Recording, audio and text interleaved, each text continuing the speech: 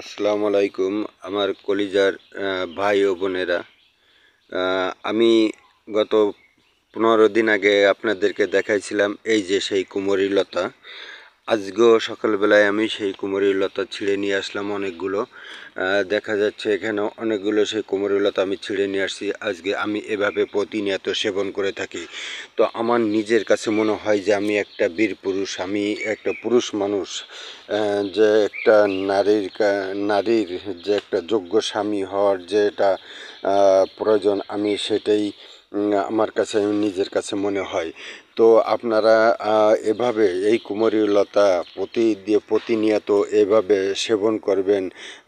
আপনার কাছে মনে হবে যে আপনি একজন তাগড়া যুবক, কিন্তু আপনি দুর্বল হবেন না, আপনি সবসময় সবল থাকবেন।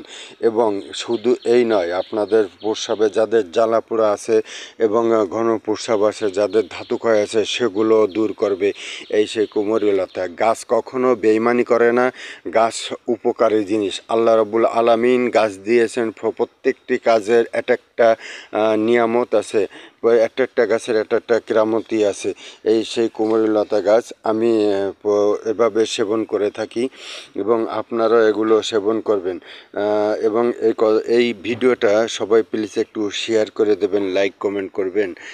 দেখেন অনেকগুলো কুমোরি লতা নিয়ে আসছি, এইগুলো ভালো করে চিনে নিতে হবে যে কুমোরি লতার উপকারিতা কী। তারপরে আমি আর একটা জিনিস আজকে আপনাদেরকে দেখাবো। খুব সুন্দর একটা গাছ এবং খুব ওষুধি গাছ, মারাত্মক ব্যাধি থেকে একে রক্ষা করে। প্রত্যেকটা গাছের যে গুণাগুণ আল্লাহ রাব্বুল আলামিন দিয়েছেন, গাছ কখনো বেইমানি করে না। আপনি যদি সঠিকভাবে সঠিক নিয়মে এগুলো করে থাকেন, সেবন করে থাকেন বা ব্যবহার করে থাকেন, তাহলে আপনার উপকার হবে। আপনি অজু করে বিসমিল্লাহির রহমানির রহিম বলে 3বার সূরা ফাতিহা পড়ে এই গাছের কাছে যে আপনি সুন্দরভাবে বসে পশ্চিম দিক ফিরে এই গাছটাকে তুলবেন। গাছটাকে তুলে সপ্তাহে 7 দিন আপনি এটা শেষে থেতো করে রস করে যখন খাবেন, তখন আপনার যখন চুলকানি যে অ্যালার্জিটা আছে, অ্যালার্জিটা নির্মূল হয়ে যাবে ইনশাল্লাহ। অ্যালার্জি আর থাকবে না, আপনার শরীর চুলকাবে না। অ্যালার্জি প্রতিটা মানুষের ভোগে। গোশ ডাইল খেলে, ভেন্ডি খাইলে যে অ্যালার্জি হয়, সেই অ্যালার্জিটা থাকবে না। তখন আপনি সব কিছু ঠিকমতো আহার করতে পারবেন। যদি আপনাদের ভিডিওটা ভালো লেগে থাকে, লাইক কমেন্ট শেয়ার করবেন।